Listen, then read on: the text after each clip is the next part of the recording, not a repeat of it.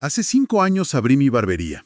Fue una buena decisión, tenía bastantes clientes, era casi el único en el pueblo. Pero poco a poco fueron abriendo más barberías en distintos puntos y los clientes se fueron reduciendo. Hace 3 meses, abrió otra barbería justo a un lado de donde estoy yo. Estoy furioso y no sé cómo deshacerme de la competencia. Wow, es un golpe directo al estómago leer algo así. Digo, hay una vulnerabilidad inmensa en esas palabras. Absolutamente. Y, arranco leyendo este mensaje literal que recibimos porque creo que encapsula un dolor muy universal. Totalmente. Normalmente, cuando pensamos en construir algo físico, digamos, no sé, una casa, tenemos esta expectativa de finalidad y de seguridad absoluta. Levantamos las paredes, ponemos el techo, le echamos llave a la puerta y listo. Nuestro refugio está terminado y nos pertenece. Claro, se siente seguro. Exacto. Pero cuando entramos al mundo de los proyectos propios, del comercio o incluso de las carreras profesionales, pues esa ilusión de seguridad se hace pedazos. Resulta que alguien puede llegar, construir una réplica exacta de nuestra casa justo al lado y empezar a invitar a nuestros invitados a que pasen a su sala. Lo cual genera una sensación de injusticia tremenda. O sea, las paredes que creíamos súper sólidas de pronto resultan ser completamente permeables. Y el mercado, que antes nos aplaudía, de repente parece darnos la espalda. Sí, y el nivel de frustración que eso genera justifica totalmente esa rabia. Ok, vamos a desempacar esto a fondo hoy. Nuestra misión en esta exploración profunda es tomar este caso real, este grito de auxilio de un emprendedor local, y pasarlo por un filtro que normalmente reservamos para las grandes corporaciones tecnológicas. Sí, exacto. Las de Silicon Valley. Vería. No, para nada. Está en descubrir qué hacer cuando cambian las reglas del juego en cualquier proyecto o carrera, y cómo dejar de pelear por migajas para empezar a crear nuestro propio pastel. Esa es la clave. Porque, a ver, la frustración que refleja el mensaje es 100% válida. Es la rabia de haber apostado por un territorio cuando nadie más lo hacía. Pero la pregunta central que este análisis nos obliga a plantearnos es ¿qué hacemos con esa emoción? Ajá. Porque la rabia no factura, ni sirve como estrategia de negocios. Y aquí es donde la filosofía de Thiel entra como un balde de agua fría. Para entender el callejón sin salida en el que se encuentra nuestro protagonista, primero necesitamos diagnosticar qué tipo de juego está jugando sin darse cuenta. Entremos en esa teoría entonces. Sabemos que Thiel, a partir de sus clases en Stanford, divide el progreso en dos grandes categorías. Así es. Ir de 0 a 1, que significa crear algo que no existía antes, definiendo las reglas. Y el progreso de 1 a n, que es pues tomar un modelo que ya existe e intentar replicarlo o hacerlo un poquito mejor. Exactamente. Y lo fascinante aquí es diagnosticar al barbero. Si miramos su historial, hace 5 años él trajo un servicio que no existía en esa magnitud a su pueblo. Claro, él fue el innovador. Él fue ese momento de 0 a 1. Él funcionó como el pionero local. Introdujo una novedad, definió las reglas y disfrutó de todos los beneficios de ser el único creador de esa categoría en su geografía. El dilema surge al observar lo que pasó después. ¿Qué dejó pasar el tiempo? Exacto. Al confiar en que haber llegado primero era, no sé, como un escudo protector permanente, dejó de innovar. Y al no evolucionar, permitió que su propio negocio se convirtiera en un simple modelo de 1 a n, uno más del montón. Ya veo. Ahora es una instalación estándar compitiendo contra copias idénticas.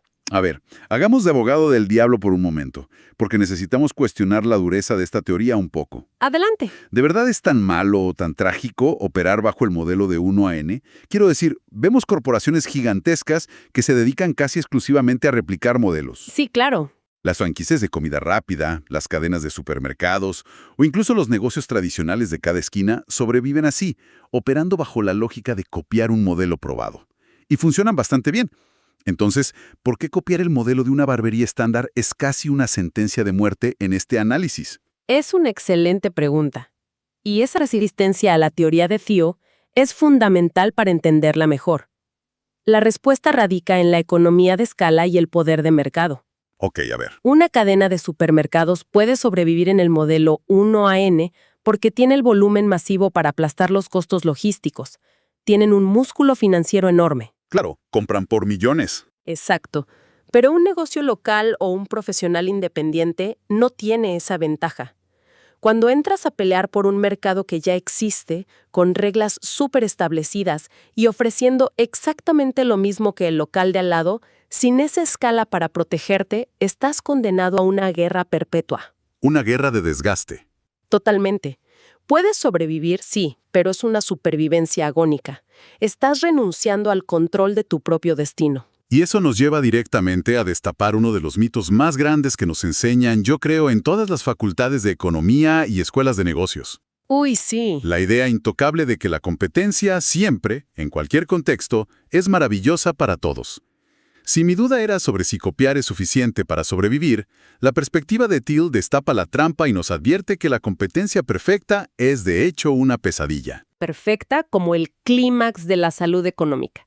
Y la tesis aquí es muy aguda. O sea, aclara que la competencia perfecta es excelente y un sueño hecho realidad para el consumidor.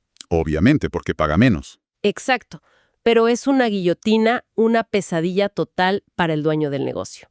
Genera una guerra de precios donde todos cobran lo mismo. Claro, imaginemos la dinámica en este pueblo. Las personas tienen a su disposición, digamos, 5 barberías idénticas a 10 minutos de distancia. Todas ofrecen la misma silla giratoria, el mismo corte de cabello estándar, la misma conversación del clima. El mismo espejo, ¿sí? Exacto. Si el servicio es un bloque genérico, el único factor que le queda al cliente para tomar una decisión es mirar la etiqueta del precio. O sea, la única forma de convencer a alguien de cruzar tu puerta en lugar de la del vecino es cobrando 10 pesos menos. Lo que desencadena una carrera incesante hacia el fondo del abismo. Los precios se recortan mes a mes, los márgenes de ganancia colapsan y nadie gana bien. Todos sobreviven, nomás, como decíamos. Tal cual. Al final tienes a 5 dueños trabajando 12 horas al día, agotadísimos y apenas pagando la renta. Por eso Thiel propone una cura radical a este problema: buscar el monopolio. A ver, ahí hay que frenar en seco. La palabra monopolio viene cargada con una connotación profundamente tóxica. Sí, la gente se asusta al escucharla. Inmediatamente nos evoca imágenes de corporaciones despiadadas aplastando rivales, sobornos a reguladores o barreras ilegales. Tenemos que limpiar este concepto antes de poder aplicarlo. Es vital hacer esa distinción para calmar los ánimos. El texto aclara que no hablamos de un monopolio ilegal ni de imperios coercitivos.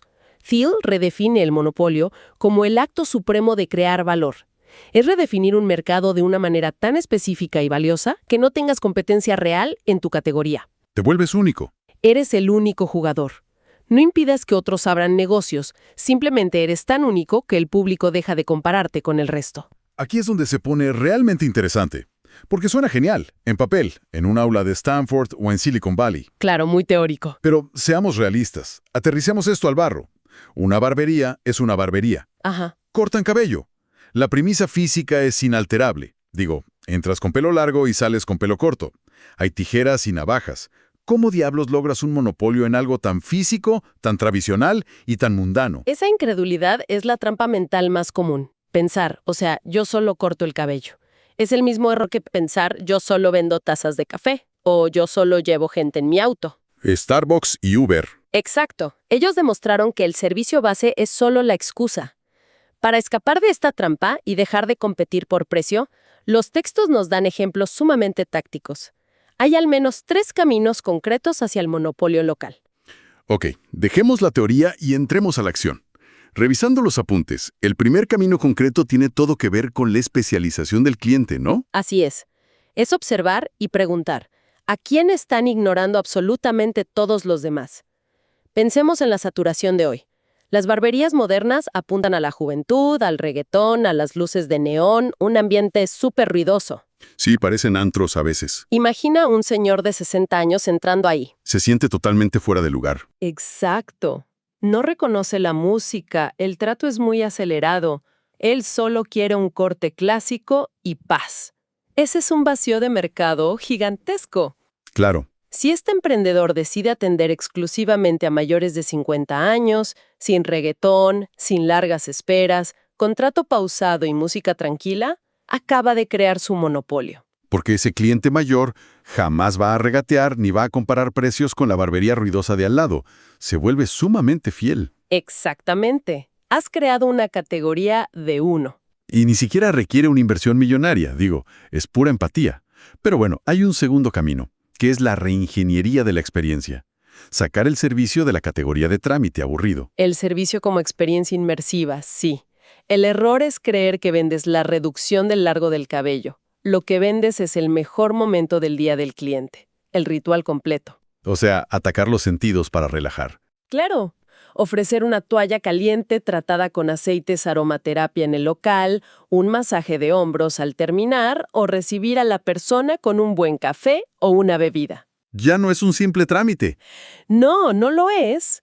Cuando llega el momento de pagar, ese cliente no paga por un corte genérico, paga por descompresión mental, por sentirse cuidado. Y la magia del monopolio vuelve a ocurrir. Ese cliente no cruzará la calle para ahorrarse unos pesos en el local de enfrente, porque el de enfrente solo ofrece tijeras. Ya no hay comparación. Tal cual. Y si no quieres ir por la ruta demográfica o del spa, hay una tercera vía, la especialización técnica. Para los obsesivos del detalle. Exacto. Se trata de ser el referente intocable en una habilidad muy particular. Dominio absoluto de degradados supercomplejos, colorimetría avanzada o diseños de autor que nadie más en el pueblo puede hacer. El cirujano de la estética. Si conectamos esto con el panorama general, el especialista siempre tiene el poder. Si logras ese nivel, atraes a gente de otros pueblos dispuestos a manejar 40 minutos y pagar tarifas más altas, solo por el especialista. El riesgo de ir con un novato es demasiado alto para ellos. Todas estas estrategias son brillantes, muy tácticas. Pero mientras las desglosamos, no puedo evitar sentir mucha empatía por lo duro que es esto para el barbero. Es un proceso difícil, claro. Me lo imagino escuchando esto y pensando, a ver, pero yo llevo 5 años aquí. Yo piqué piedra. ¿Por qué tengo que voltear mi negocio de cabeza solo porque un novato abrió al lado? Es como si el barbero esperara que el mercado le diera una medalla por asistencia perfecta. Uy, sí. Cuando el mercado en realidad, pues, está buscando quién le ofrece el mejor show hoy. Es una analogía dura, pero muy real. El mercado es frío, no premia la antigüedad o los 5 años de sudor del barbero. Premia exclusivamente el valor diferencial en el presente. No emite cheques por la nostalgia. Exacto. Esperar que el entorno te deba lealtad eterna por haber llegado primero es tu mayor vulnerabilidad estratégica. Y creo que esa vulnerabilidad, alimentada por ese ego herido, es lo que revela un error estratégico masivo en su mensaje. Él cierra diciendo que quiere saber cómo deshacerse de la competencia. Esa frase lo dice todo. Si la verdadera salida es la innovación, ¿por qué obsesionarse con el rival es tan letal? Porque refleja una miopía competitiva brutal. Poner energía en destruir o vigilar al otro te vuelve ciego ante el mercado real. Te quita toda la energía creativa. Toda. La fuente nos da una anécdota gráfica perfecta para esto. 2 restaurantes de comida típica mexicana en el mismo pueblo. Ah, sí, la historia de los restaurantes. Es buenísima. Abren en la misma calle y se enfrascan en una guerra a muerte. Bajan precios, casi perdiendo dinero, gastan fortunas en letreros gigantes para opacarse mutuamente. Están tan sumergidos en destruirse que ignoran por completo a la gente. Creen que el universo es solo esa cuadra. Exacto, hasta que llega un restaurante de comida asiática a 3 calles. Cambia las reglas, introduce sabores nuevos y de la noche a la mañana se roba a todos los clientes. Sin pelear con nadie. Porque la gente estaba aburrida. Mientras los otros 2 estaban distraídos mirándose el ombligo, el asiático simplemente escuchó al mercado. Esto plantea una pregunta importante para quienes lideran proyectos. ¿Cuál es esa pregunta? ¿Estás invirtiendo tu energía, que además cuesta dinero y salud mental, en sabotear al vecino o en escuchar a tus clientes? Las decisiones reactivas salen carísimas. Como la física básica de manejar un auto, o sea, A ver, cuéntame. si vas conduciendo por una autopista, pero en lugar de mirar hacia el frente por el parabrisas, vas mirando únicamente por el espejo retrovisor para vigilar obsesivamente al auto de atrás. Te vas a estrellar. La consecuencia lógica es estrellarse con lo que viene enfrente. Garantizas tu propia destrucción por negarte a mirar tu propio camino. Esa analogía es perfecta. Y para dejar de mirar el retrovisor, necesitamos aplicar la herramienta de introspección más poderosa de Peter Thiel. La pregunta clave. La gran pregunta de Thiel es, ¿en qué verdad importante estás de acuerdo contigo mismo, pero con la que casi nadie más está de acuerdo? Una pregunta que reta muchísimo. Mucho. En el caso de este emprendedor local, se traduce a, ¿qué sabe este barbero sobre su pueblo que nadie más sabe? Ahí es donde las cosas cuadran, porque decíamos que el mercado no da medallas por antigüedad. Y es cierto, pero esos 5 años de servicio no son tiempo perdido. Para nada, son una inmensa base de datos. Son un servidor lleno de información. Exacto. Los 5 años de servicio no son una garantía de éxito automático, pero sí son un profundo conocimiento acumulado. Piénsalo, 5 años de pláticas mientras se corta el cabello. Uf, la cantidad de cosas que ha escuchado. Él sabe perfectamente qué le preocupa a la gente de ese pueblo, quién se quedó sin trabajo, qué celebran, qué espacios les faltan. Ese es el verdadero capital social. Entonces, ¿qué significa todo esto?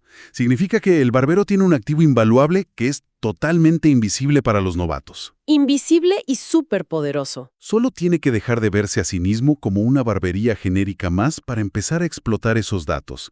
En lugar de enojarse, puede usar esa información para elegir uno de los caminos al monopolio que mencionamos. Totalmente. Si apaga el ruido de la competencia, podría darse cuenta de que, por ejemplo, el pueblo no necesita más cortes baratos. Necesita un espacio de camaradería para adultos. Es un cambio de mentalidad radical. Creo que es momento de ir haciendo un resumen final de todo lo que hemos platicado en esta inmersión, porque ha sido bastante profundo. Sí, hemos cubierto mucho terreno. Para sintetizar, creo que lo primero es volver a validar esa rabia de quien pierde terreno en su proyecto. Es humano sentir miedo cuando alguien entra a tu territorio. Claro, se siente como una amenaza directa. Pero debemos enfatizar que la solución definitiva no es destruir al recién llegado ni enfrascarse en guerras de precios. Porque ahí nadie gana. Nadie. La solución es evolucionar, dejar de ser uno más del montón, peleando por cobrar menos, y convertirte en el único jugador de tu propia categoría. Usar el monopolio a tu favor. Y esto es súper relevante para nuestra comunidad de aprendizaje hoy. No hace falta fundar Facebook o PayPal en un garaje para aplicar los principios de 0 a 1. Definitivamente no. Se aplican a una carrera profesional dentro de una oficina, a una marca personal en redes o al local comercial de la esquina. Tus años de experiencia son tu ventaja solo si decides usarlos para diferenciarte. Tu experiencia es tu materia prima para la innovación, no un sillón para sentarte a descansar. Exactamente. Y bueno, me gustaría dejar a las personas que nos acompañan con una reflexión final, un pensamiento un poco inquietante para masticar que va más allá de las fuentes originales. A ver, suena muy intrigante. Imaginemos esto. ¿Qué pasaría si la mayor amenaza para nuestros proyectos no es esa competencia externa que acaba de abrir la puerta de al lado? ¿Ah, no? ¿Entonces qué es? ¿Qué pasaría si nuestra mayor amenaza es en realidad nuestra propia comodidad? ¡Wow! Esa arrogancia silenciosa de creer que, por el simple hecho de haber llegado primero, el mundo nos debe lealtad eterna sin que tengamos que volver a ganárnosla todos los días. La verdadera competencia no es el vecino, es nuestra propia inercia. ¡Qué manera de cerrar! Te exige no bajar la guardia nunca y seguir buscando ese siguiente salto de 0 a 1. Totalmente. Ha sido un análisis fascinante. A toda nuestra comunidad, gracias por acompañarnos a desmenuzar estos conocimientos y a cuestionar lo que dábamos por sentado. No dejen de construir y de reinventarse. Nos escuchamos pronto en la siguiente inversión. Hasta luego.